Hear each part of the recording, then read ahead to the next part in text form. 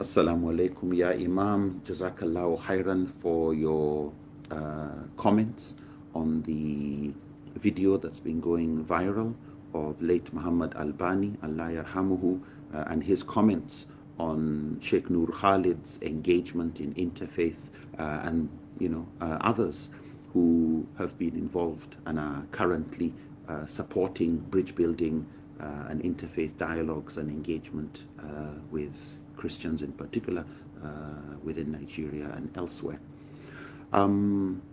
My thoughts on this very briefly.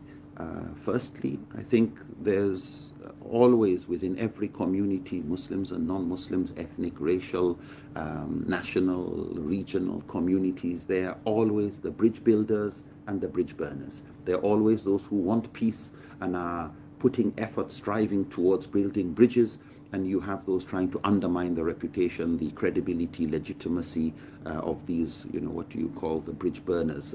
This is an aluta continua struggle. It's a jihad that just never stops, unfortunately. We need to carry on with better enlightenment of our brothers and sisters and ensure that our own far right, so to speak, doesn't go too far to the right. One lesson I think we should take from this is while interfaith engagement has been going on, I think many of us have neglected intrafaith and how critical intrafaith dialogue within the Muslim Ummah, between the various groups, that this is critical to successful interfaith. Otherwise, if you are building a bridge, if you're not careful, the bridge is no more viewed as legitimate and the bridge doesn't represent the communities, and then the bridge is actually a bridge going nowhere. So I think one lesson to take from this is that the fact that this video is going viral, I think, is testimony to the fact that we have failed in putting sufficient effort in intra-faith bridge building within the Muslim community. Of course, the same thing exists within other religious communities, but I think we should take responsibility for our own. I think this has dire consequences, unfortunately. I think in 2003, 2005, when Boko Haram was rising in its popularity, we treated it as just background noise, not as a signal. We treated it as if it was just a lorry passing by and it's all temporary, it'll fizzle out. We didn't treat it as a lorry or a trailer actually coming our way and that it was going to engulf us. And just as we had ideas around Boko and all of that becoming fundamental to Boko Haram movement, I think we're seeing the crystallization not of BH but of IH, of an interfaith haram movement crystallizing, and I really worry about the consequences of this to existing peace-building efforts, to our leaders who are involved in interfaith, and how safe or unsafe, how risky the environment and the space becomes for those who want to actually build bridges within and between communities.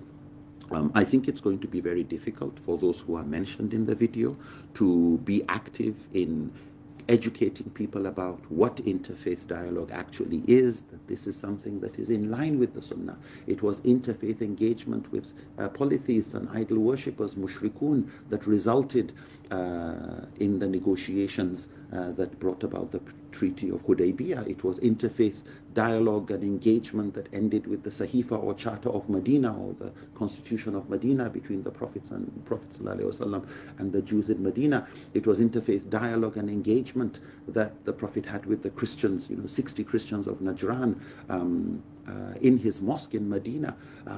So for some to look at interfaith engagement and interfaith dialogue as if this is something alien to Islam, instead of appreciating this is from the time of the Prophet ﷺ, this is not just some product of ijtihad or some contemporary jurists. I think it is important we try and ensure that the safe space for interfaith dialogue is protected. Otherwise, we would find it difficult to pass on a legacy of bridge building.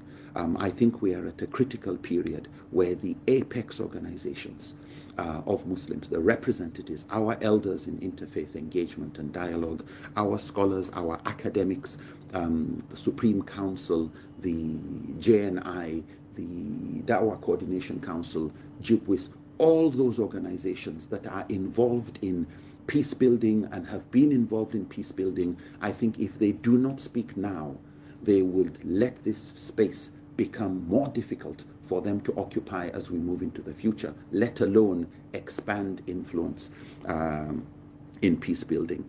I think we should take advantage of the moment. This is the critical time where we determine if interfaith engagement is going to carry on or whether this will be undermined by these. And I am afraid that the consequences of waiting to see what will happen is the possibility that we end up finding it has become a movement, crystallized, and and more difficult to deal with than even Boko Haram ideology, because this interfaith haram movement seems to be going in the direction of burning nearly all our bridges, and anybody involved in interfaith is at risk. I think we're at a time when, if we allow this to continue, it's going to be more widespread, more entrenched than just the Boko Haram ideology that had a general geographical limitation. It's going to be pushed by people who have more credibility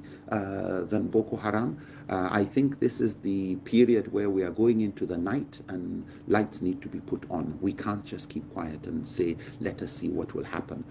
Let's see which direction the wind blows. I think we need to determine where we want and learn from our lapses during the Boko Haram period.